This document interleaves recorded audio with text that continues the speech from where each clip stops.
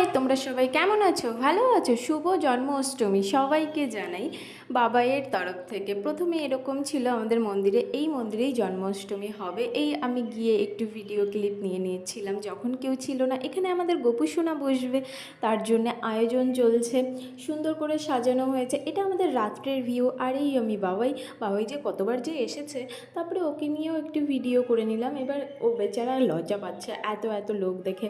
মানে দেখুন, আমি বলছি যা যা যা, কিছু হবে না, প্রণামটা কর, যা যা বাবাই যা। তারপরে ও দাঁড়িয়ে না এদিক ওদিক করছিল, ওখানে দুটো পুলিশ বসেছিল, ওদেরকেও দেখছিল।